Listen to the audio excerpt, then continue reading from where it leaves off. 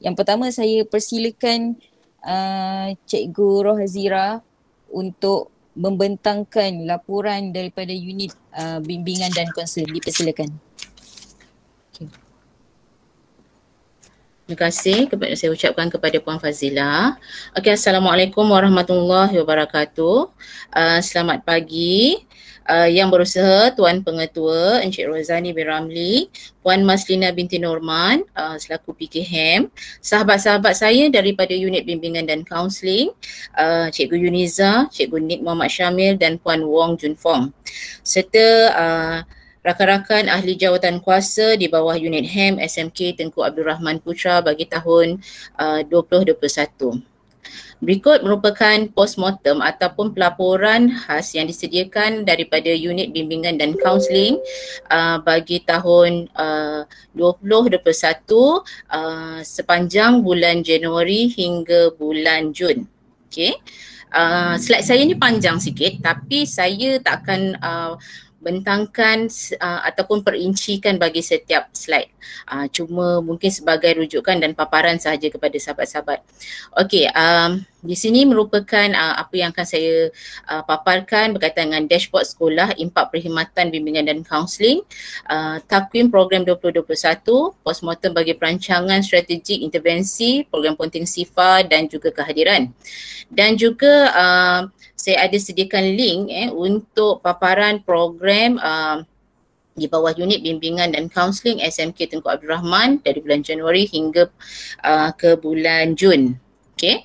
Ini adalah tindakan kerja awal tahun yang mana kami bertindak dan bekerja mengikut flow lah. Okay, di mana perancangan strategik disediakan awal, PTPO, takwim, rancangan UBK, ABM, ABM anggaran belanja mengurus juga disusun atau mengikut perancangan program, jadual waktu kerja kami, okay, kertas kerja perancangan dan juga segala pengurusan dan pentadbiran di bawah unit bimbingan dan kaunseling. Okay, next.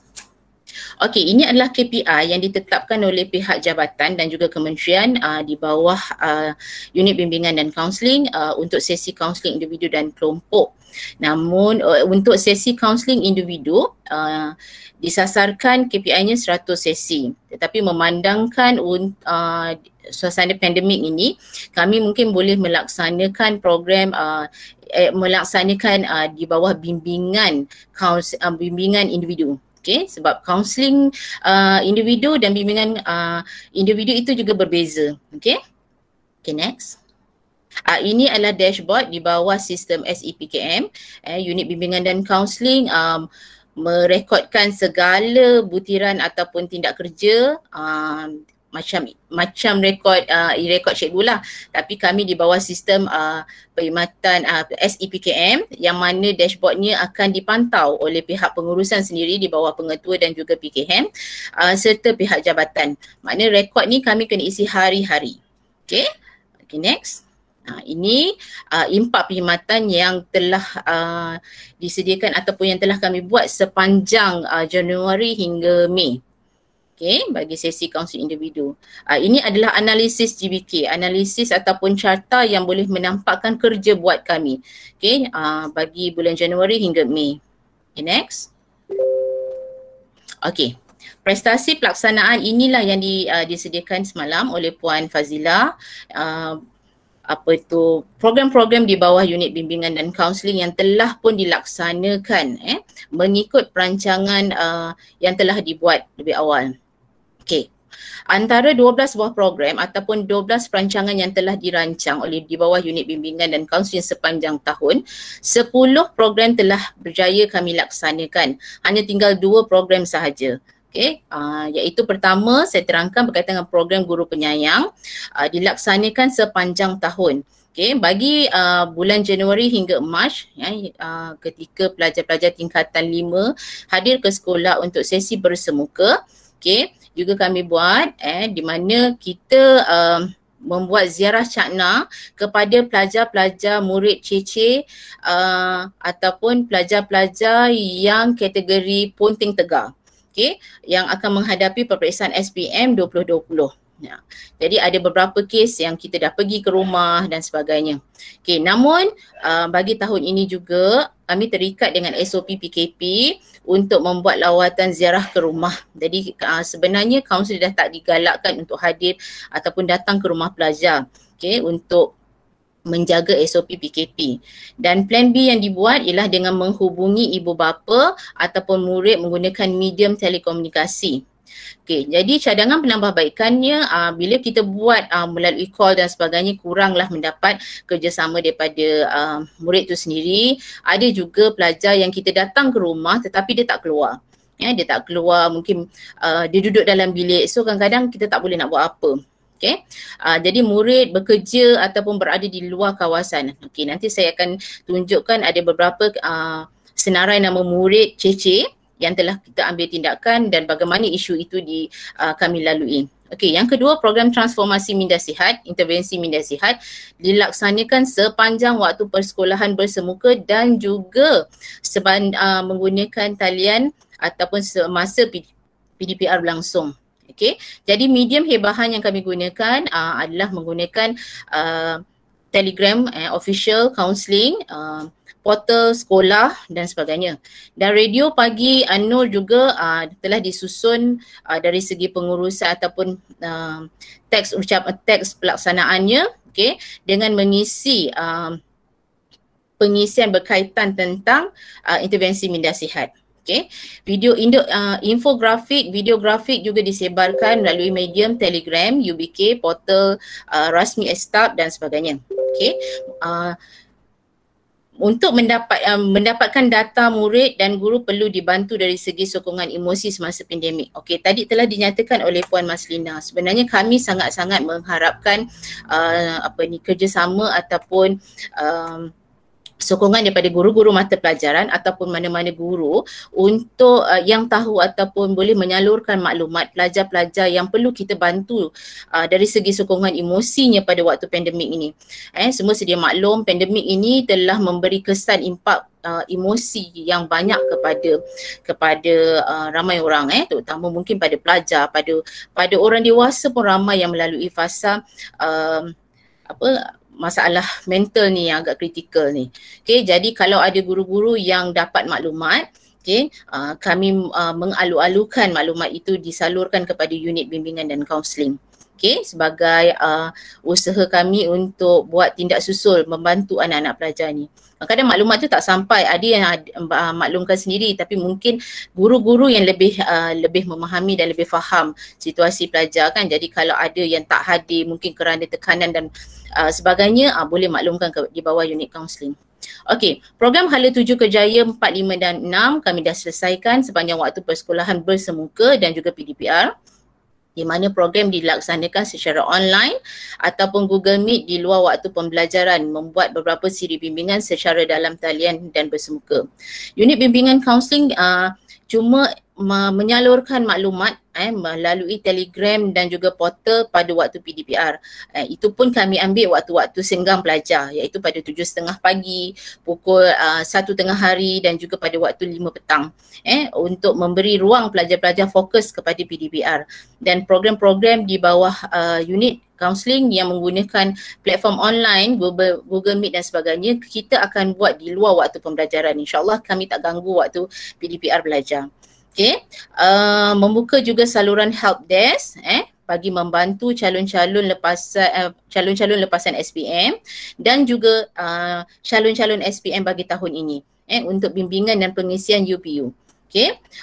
Namun dia kurang mendapat pelibatan menyeluruh lah daripada semua pelajar yang hadir, yang datang, yang bertanya mungkin daripada kelas-kelas depan. Kelas belakang tu ada juga tapi tidaklah orang kata mencapai sasaran 100%. Okay, next. Okay, road tour door to door, sentuhan akhir siri motivasi SPM kami jalankan pada bulan Februari yang lepas, di mana kita cuba mengesan isu-isu ketidakhadiran murid SPM menjelang SPM. Dan Alhamdulillah pelajar-pelajar yang ada tak datang daripada tingkatan 4 macam Haikal tu dia tak datang. Tapi Alhamdulillah pada waktu SPM dia datang. dan dia lulus. Itulah yang kita cuba membantu anak-anak ni. Kita kesan pelajar-pelajar yang tak hadir untuk pada waktu PDPR, dan kita cuba bantu dia untuk dia hadir pada waktu SPM. Okay, membantu memberi sokongan emosi dan semangat untuk murid bersedia menghadapi SPM, terutamanya ketika pandemik COVID ini melanda. Okay, banyak kesannya kepada pelajar dan juga kepada guru-guru saya pasti. Okay, cadangannya dibuat pada waktu rehat. Kami juga sedaya upaya memang tidak akan mengganggu pada waktu PDPC dan juga PDPR cikgu. Dibuat pada waktu rehat dan pada waktu balik bagi membantu murid-murid berkongsi rasa dan emosi menjelang peperiksaan. Okay, yang kelima adalah pengurusan intervensi murid cicir. Okay, selesai dijalankan sepanjang waktu persekolahan bersemuka. Okay, ini menggunakan medium infografik dan videografik yang disebarkan melalui medium Telegram UBK. Menghubungi murid mengesan ke data ketidakhadiran dan memastikan peratus kehadiran murid meningkat. Dan Alhamdulillah, sebenarnya peratus kehadiran murid kita menjelang peperiksaan sebenarnya meningkat. Cuma bila yang dibentangkan semasa dialog prestasi hari itu, Puan Masina kata ramai yang tak hadir tu mungkin kerana kerisauan yang berkaitan tentang pandemik ataupun COVID ni. Jadi kebanyakannya adalah pelajar-pelajar yang kita dah kenal pasti. Jadi yang lain tu alhamdulillah masih lagi bersama dengan guru-guru untuk meneruskan PDPC dan PDPR. Okey, nasihat dan bimbingan hanya boleh dibuat secara dalam talian dan telefon untuk memohon kerjasama murid hadir. Kami tak mampu nak pergi dari rumah ke rumah. Okey, jadi kami memang sentiasa telefon dan berhubung langsung dengan pelajar. Termasuklah pada hari peperiksaan. Setiap hari kami akan cek dan pastikan murid-murid ni hadir. Okay, minggu pendidikan kerjaya dan antidadah dah diselesaikan pada bulan Februari dan Mac. Okay, sepanjang waktu persekolahan bersemuka dan menggunakan medium yang sama, menggalakkan penyertaan murid untuk lebih memahami dan menghayati setiap pertandingan dan informasi yang disampaikan. Program mendapat sambutan penyertaan murid yang baik, terutama bila kita melakukan pertandingan dalam bentuk pertandingan ataupun dalam talian. Sebenarnya anak-anak pelajar kita ni nampak lebih kreatif dan dapat memupuk bakat dan minat mereka. Okay, next. Okay, program mentor-mentee masih dilaksanakan. Dia di bawah, terus sebenarnya di bawah guru tingkatan dan guru pembantu. Sebenarnya mentor-mentee ni lebih berfokus, kita buat terus rampang dua mata. Guru tingkatan ni sebenarnya dah jadi macam ibu dan ayah kepada pelajar di dalam kelas.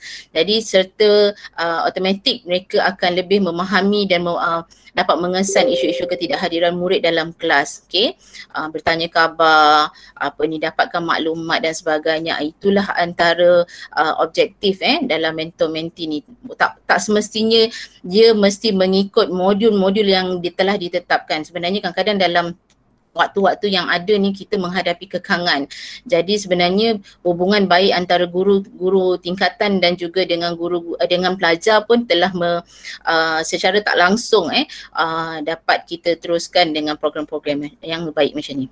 Okay, dashboard kehadiran tingkatan 3 dan 5 masih dilaksanakan dalam pelaksanaan. Okay, cakna kehadiran wake up call kami buat setiap hari. Infografik, videografik disebarkan melalui medium Telegram dan juga portal sekolah. Okay, menghubungi murid dan mengesan data ketidakhadiran, pemberian sijil. Okay, cadangan dia kami akan kita cadang untuk pemberian sijil dan hadiah bagi menggalakkan murid hadir penuh PDPR bagi setiap bulan. Okey, minggu bengkel pengisian UPU online SPM STPM masih dijalankan sebab sekarang pun masih dibuka untuk permohonan UPU online. Okay, STPM pun insyaAllah akan menyusul untuk keputusan secara rasmi bagi semester 3. Okay, kita menggunakan talian helpdesk UPU online yang dibuat oleh GBK. Kami membuka talian ini dalam masa 24 jam. Bila-bila masa sahaja pelajar boleh menghubungi mana-mana guru bimbingan dan kaunseling untuk dibantu dari segi mengisi borang permohonan UPU. Okay, sebab tahun ni berbeza sikit dengan yang lepas. Jadi pelajar-pelajar kalau mana yang perlu merujuk kepada guru bimbingan kaunseling, kita sangat-sangat menggalakkan. Okay. Program secara online Google Meet di luar waktu pembelajaran kami buat pada waktu malam bagi memberi peluang dan ruang kepada pelajar-pelajar lepasan SPM dan STP yang mungkin bekerja pada waktu siang. Jadi kita tak kisahlah waktu hujung minggu ke malam ke, insya-Allah unit bimbingan kaunseling sedia membantu. Okay, next. Okay, yang ke-10, intervensi psikometrik masih dilaksanakan. Pelaksanaan program aktiviti intervensi psikometrik bagi membentuk minat, personality dan nilai kerjaya murid. Murid lebih faham dan kenal potensi diri. Okay, dan dua program yang saya highlightkan dalam font merah ini adalah dua program yang kami belum dapat laksanakan, iaitu program Dasar Warga Mas. Patutnya dijalankan, ini program di bawah kementerian. Kita nakkan warga sekolah itu lebih menghargai warga-warga Mas ni. Tapi memandangkan situasi pandemik ini, program ni tak dapat dilaksanakan dengan membawa ataupun membuat kunjungan ke rumah orang-orang tua pada waktu ni. Jadi plan B-nya pelaksanaan program ni akan dijalankan melalui kempen-kempen kesedaran menghargai warga emas, terutama ahli keluarga sendiri. Kita nak galakkan pelajar-pelajar hargai, mungkin ada nenek datuk dia yang menggunakan medium infografik dan videografik. Dan cadangan pelaksanaan program ni pada bulan Ogos.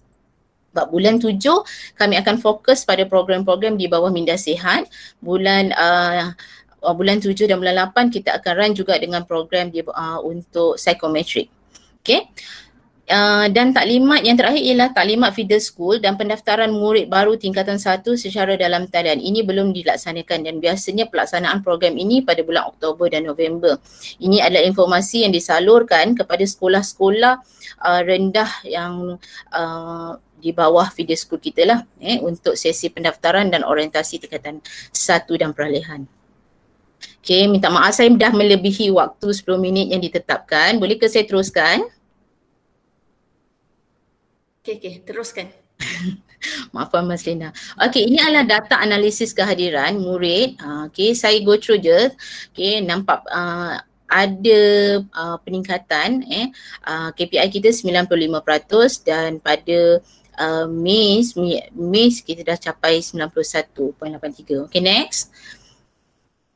Okay. Okay. Ini adalah kita punya pelaporan status intervensi bagi program di bawah kehadiran dan juga keciciran. Okay. Purata kehadiran kita, peratus kehadiran kita sepanjang Januari hingga Jun adalah 92.69%. Okay, masih belum mencapai sasaran KPI 95%. Dan antara isunya ialah murid sendiri, masalah keluarga, okay, ponting sebab malas, suka duduk rumah dan sebagainya.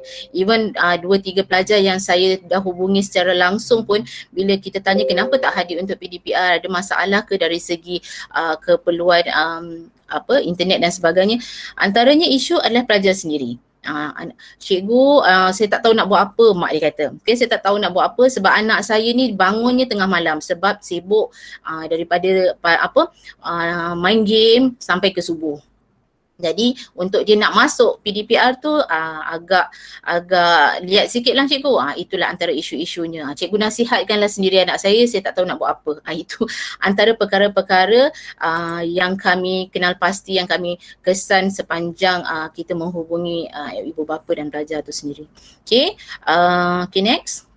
Okay, masalah keluarga tu ramai, ada yang berkongsi handphone, macam bapak dia kata, cikgu handphone ni saya punya, jadi saya balik baru saya boleh bagi kepada anak. Jadi memang itu antara perkara-perkara yang mungkin kami akan cuba buat kajian jugalah. Okay, yang boleh kita bantu. Pengaruh rakan memang antaranya dia akan tanya dengan kawan-kawan dia sendiri, kau masuk tak kelas? Kau masuk tak kelas? Okey, kalau tak masuk, kita tak payah masuk sesama. Itu antara perkara-perkara utama yang kita nampak yang murid ni tak hadir dalam semasa PDPR. Okay, next. Okay, ni data kehadiran yang telah dibentangkan oleh Puan Maslina. Saya ambil balik datanya. Dan juga next. Okay, ini adalah pengesanan yang kami dapat daripada respon ataupun maklum balas yang diberikan oleh cikgu-cikgu. Okay, macam tingkatan 5 kita fokus sekarang kelas-kelas tingkatan 5 dan 6. Tingkatan 5 dilaporkan ada 71 orang. Okay, dan hampir 80% telah pun dihubungi oleh semua guru bimbingan dan kaunseling lah untuk membantu. Okey, tingkatan 4, tingkatan 3 64 orang, tingkatan 6 setakat ni dilaporkan 2 orang je. Okey, ini bagi sesi pagi, sesi petang ada 55 orang. Okey, next. Ini adalah pelajar-pelajar yang cici yang diberikan data oleh pada unit HEM yang kita dah hubungi ataupun dah kami ambil tindakan. Okay? Antaranya Lim Jerry ni, inilah isu-isunya. Brandon ni dah bekerja dekat Kuala Lumpur pun. Okay? Dan Puan Fazilah pun dah maklumkan pada saya dah pergi ke rumah ibu bapanya dan nak buat proses ni lah. Okey, macam Farid Amirul ni, ini pelajar ni dah dirujuk kepada psychiatric HSA. So saya dah maklumkan kepada Cikgu Nik Syamil, pelajar ni perlu pulih sepenuhnya untuk dia betul-betul bersedia menghadapi peperiksaan SPM. Jadi kita tak boleh nak push dia untuk ambil exam dan pastikan dia betul-betul di bawah rawatan HSA dan psychiatric. Okay, insyaAllah besok Cikgu Nik Syamil dan saya nak maklumkan mungkin Tuan Pengetua juga akan bersama dengan Cikgu Nik untuk berjumpa dengan ibu bapa Cik Farid, Muhammad Farid Amirul. Okay, next. Okay, ini data yang kami kumpul daripada pelajar-pelajar yang ceceh tu. Sebab kita ada satu sistem yang dinamakan AppSheet di mana kami ada data keseluruhan semua murid. Jadi bila klik aja dekat sistem ni, kita akan terus dapat kontak budak lah. Tapi berdasarkan dalam maklumat yang kami ambil daripada APDM. Kalau dalam APDM datanya tak betul, memang susah lah untuk kami nak berhubung. Okay, next. Okay, ini antara program intervensi sifar dan kehadiran. Buat lawatan ziarah Cak Na. Ni ada yang Puan Wang. Okey, yang ini adalah dari lensa bulletin unit bimbingan kaunseling ada 85 layan saya dah buat. Jadi saya tak perlu paparkan kat sini. Nanti kalau tu cikgu boleh tengok dekat Anyflip lah, insya-Allah. Okey. Next. Okey, ini adalah jadual persendirian tugasan unit bimbingan kaunseling. Maknanya pada waktu pagi ni sampai pukul 1 kami lebih kepada pengurusan-pengurusan kerja. Okey, maknanya pada sesi petang barulah kita fokus untuk membantu ataupun cakna kehadiran murid dan hebahan di bawah unit bimbingan dan kaunseling. Okey, next. Okey, ini program di bawah unit. Kita dah terus bahagikan tugas setiap kaunselor untuk bertindak daripada minggu 24 sampailah minggu ke-28 untuk memberi pengisian pada setiap hari dalam medium dan platform yang ditetapkan. Okay, next. Okey, ujian psikometrik, kami dah dapat surat punca kuasa ataupun arahan tugas daripada kementerian pada 18 April. Makna kata program psikometrik ni perlu dijalankan mengikut jadual yang telah ditetapkan oleh pihak kementerian. Okay, next. Okey, ini adalah jadual yang telah disusun oleh pihak sekolah mengikut ketetapan daripada kementerian di mana IMK bagi tingkatan 1 dan ITP tingkatan 1 dilaksanakan pada bulan Oktober. Okey, IMK tingkatan 3 dan IKP tingkatan 1 dan 2 tingkatan 3 akan dilaksanakan pada bulan Julai. ITP dan IKK ITP bagi tingkatan 4 November dan juga IKK bagi tingkatan 5 pada bulan Ogos. Ini jadual yang dah disusun oleh pihak kementerian. Okey, mungkin bagi waktu pandemik ini kita akan menggunakan secara dalam talian. Okey, insya-Allah tengok macam mana pengurusannya nanti. Okey. Ini jadual pelaksanaan. Saya cuma paparkan, go through. Okey, pelaksanaan psikometrik. Okey, minda sihat dalam norma baru. Ini bagi tahun ini, sebenarnya daripada tahun lepas lagi telah ditetapkan oleh pihak kementerian arahan pelaksanaan program minda sihat dalam kebiasaan baru bagi tahun ini. Surat punca kuasa telah keluar pada 24 Jun. Pelaksanaannya digunakan secara dalam talian. Pelajar-pelajar akan menjawab beberapa ujian mengesan minda sihat murid dan kita akan membantu pelajar-pelajar bagaimana mengesan pelajar-pelajar yang perlu diberi bantuan khas. Okey. Mungkin ada yang perlukan sokongan dan juga rujukan dan sebagainya lah. Okey, next. Okey, ini adalah perapuran keuangan UBK. Bagi tahun ini perancangannya di sebelah kiri saya dan dia punya butiran perbelanjaan tu adalah terkini anggaran bakinya ada 7,170. Ya, banyak program kita tak dapat laksanakan secara bersemuka. Jadi memang agak banyak lah kat situ. Pelaporan saringan minda sihat. Okay, next. Okay, ini bagaimana pelaporan ini diguna pakai, bagaimana kita nak kesan situasi pelajar dan sebagainya. Okay, next. Okay, intervensi, program-program intervensi di bawah psikometrik.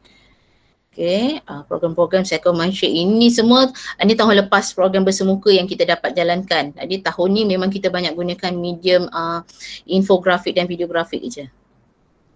Okey, itu saja daripada unit bimbingan dan kaunseling. Saya harap apa yang disampaikan ini membantu memberi kecerahan kepada semua unit ataupun semua bahagian di mana bidang tugas bimbingan dan kaunseling dalam melaksanakan tugas dan tanggungjawab kami selama ini.